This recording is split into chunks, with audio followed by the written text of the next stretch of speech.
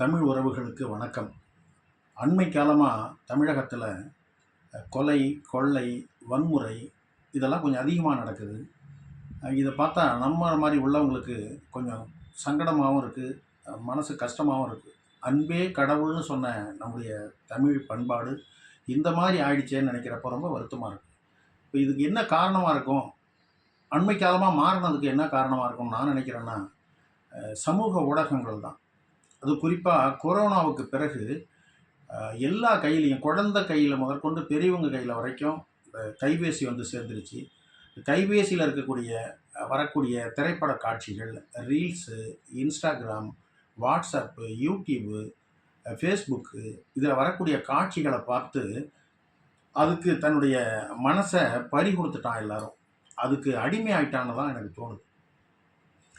இப்போது திரைப்படத்தை பார்த்து இந்த மாதிரிலாம் மாறுவாங்களா? ஊடகங்கள் மக்களை மாற்றுமா? அப்படின்ற ஒரு கேள்விக்குறியும் இருக்குது. அதற்கு சான்றாக இப்போ நம்ம அண்மையில் பார்த்தோம். ஊடகங்களுக்கு அடிமையாகி திரைப்பட மோகத்தில் ஒரு பெரிய மாற்றமே ஏற்பட்டிருக்குங்கிறத நம்ம எல்லாரும் ஒத்துக்கிட்டு தான் ஆகணும். அப்போ அதனால் அதனுடைய தாக்கம் எப்படிப்பட்ட ஒரு நிலையை ஏற்படுத்துது மக்கள் மத்தியிலங்கிறத நம்ம பேசித்தான் ஆகணும். இப்போ இது இப்போ தான் இருக்கா? எம்ஜிஆர் சிவாஜி காலத்தில் இல்லையா அப்படின்னு ஒரு கேள்வி வரும். எம்ஜிஆர் சிவாஜி காலத்தில் இருந்தது. அவங்களும் அதை நம்பினாங்க. என்ன, எம்ஜிஆர் முழுசாக நம்பினார். நம்மை பார்த்து தமிழக மக்கள், இத்தனை கோடி மக்கள் நம்மளை ஒரு ரோல் மாடலாக எடுத்துக்கிறாங்க, நம்மளை மாதிரி அவங்களும் நடக்க ஆரம்பிச்சிட்டாங்கன்னும் பொழுது அவருடைய திரைப்படங்களை ரொம்ப கவனமாக இருந்தார். காட்சிகளை பார்த்து பார்த்து வச்சார், வசனங்களை பார்த்து பார்த்து வச்சார், பாடல் வரிகளை அவரே உட்காந்து சரி பண்ணி திரும்ப கொடுத்தார். ஏன்னா ஒரு தீய தீய காட்சிகள் மக்கள் மனசில் போயிடக்கூடாதுங்கிறதுக்காக. குறிப்பாக வன்முறை அவர் காலத்தில் இல்லையான்னா சண்டைலாம் அவர் போடலையா? சண்டை போட்டாருங்க. எம்ஜிஆர் படங்களை பாருங்கள். வில்லன் அவர் அடிப்பான், முதல் அடியை வாங்குவார், ரெண்டாவது அடியும் வாங்கிப்பார், அவனை திருப்பி அடிக்க மாட்டார், மூணாவது அடியும் வாங்குவார், இந்த ஓரத்தில் அப்படி ரத்தம் வர மாதிரி தொடச்சி காமிப்பார். இப்போ 3 அடியும் பொறுத்துக்கிட்டு இதுக்கப்புறமா அவனை நம்ம தண்டிக்காமல் இருக்கக்கூடாது, திருத்தணுங்கிறதுக்காக சண்டை போடுவார். வில்லனை அடிப்பார். கிளைமாக்ஸ் காட்சி வரும், அது அடித்து அவனை வெட்டி கொலை பண்ணுற மாதிரிலாம் காட்ட மாட்டாருங்க.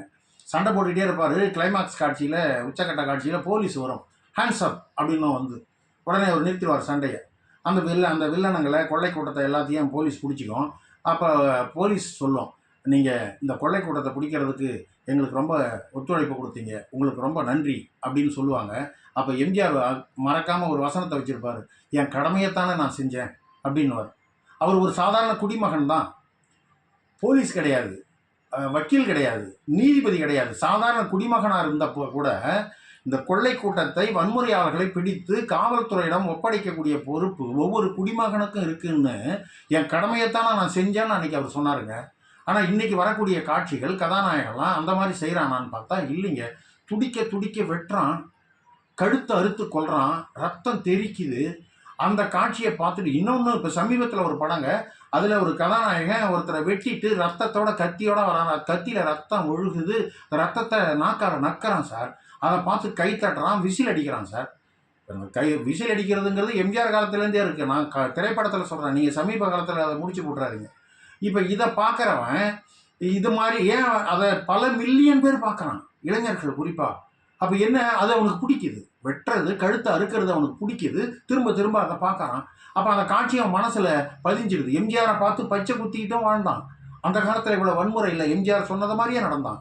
இன்றைக்கி இந்த கதாநாயகனை பார்த்தும் டேட்டூ போடுறான்.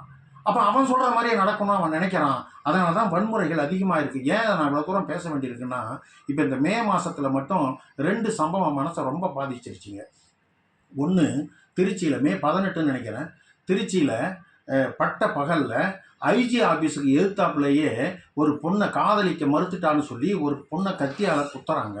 கத்தியால் குத்திட்டு திரும்ப ஒரு பெரிய கல்லை எடுத்து அவன் முகத்திலேயே போட்டு குத்துறான் சார். முகத்தை சிதைக்கிறான். சுற்றி நிற்கிறவங்களாம் பகலில் பார்த்துட்டு கத்துறாங்க, அழறாங்க. ஐயோ அவளை விட்டுறான்றாங்க. ஐயோ ரத்தமாக ஊற்றுதுறா, போய் காப்பாற்றுங்கன்றாங்க. விடுறான்றாங்க. அவன் கேட்கவே இல்லை.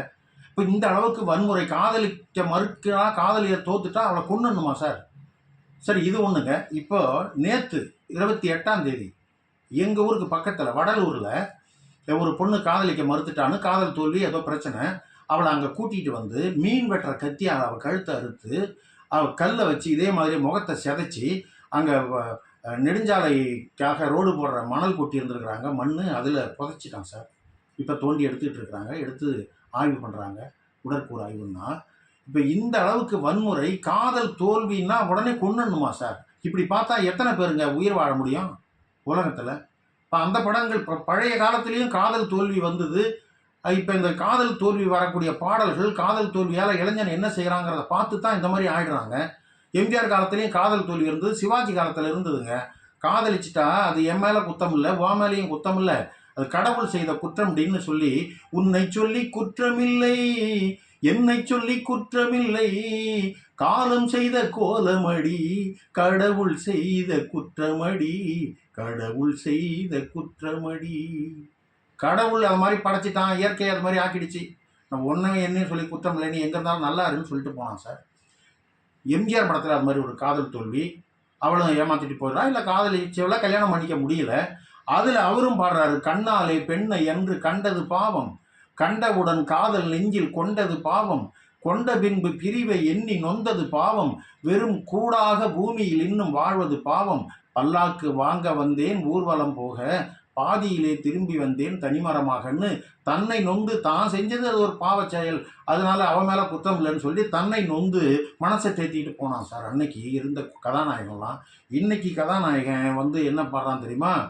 காதல் அது காதல் அது கண்ணீரில் போச்சு அது போச்சு அது தண்ணீர்னு சொல்லிட்டு, அடுறா அவளை, உதடா அவளை, வெற்றா அவளை, இது தேவையே இல்லை.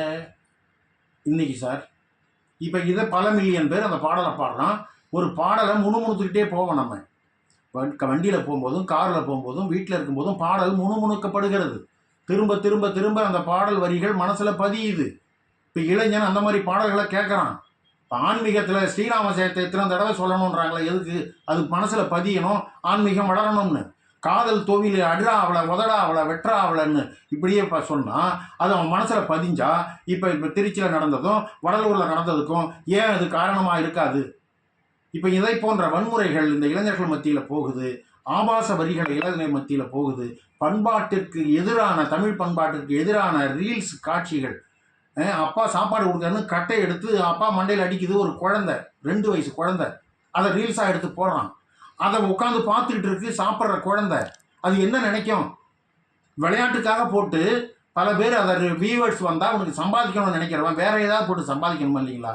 எவ்வளோ மோசம்! நான் ஒரு சில காட்சிகளை மட்டும் சொல்கிறேன், இன்னும் மோசமான காட்சிகள் எல்லாம் எப்படி எப்படிலாம் வருதுன்னு உங்களுக்கே தெரியும். அதனால் இன்றைய இளைஞர்கள் எடுத்து போடுற ரீல்ஸ் போடுறவங்களுக்கும் சொல்கிறேன், அதை பார்க்குறவங்களுக்கும் சொல்கிறேன், அதை உண்மை என்று நம்பாதீர்கள். இன்றைய இளைஞர்களுக்கு அன்பு வேண்டுகோளாக வைக்கிறோம். நிழலை நிழலாக பாருங்கள். நிஜமானது நம்முடைய அன்பு தான். அன்பு ஒன்று தான் இந்த உலகத்திற்கு ஒரு முன்னுதாரணமாக இருக்கும். அன்பால் தான் உலகை ஆள முடியும். வன்முறையை கையில் எடுக்காதீர்கள் என்று அன்போடு கேட்டுக்கொள்கிறேன். இன்னும் ஒன்று, மறுக்க முடியாத ஒன்று, போதை கலாச்சாரம் பெருகிட்டு வருது. இதை பற்றி நம்ம பேசணும். அதை பற்றி அடுத்த காணொலியில் சந்திப்போம். அதுவரையில் உங்களிடமிருந்து விடைபெறுவது உங்கள் குறிஞ்சிப்பாடி நவஜோதி. நன்றி, வணக்கம்.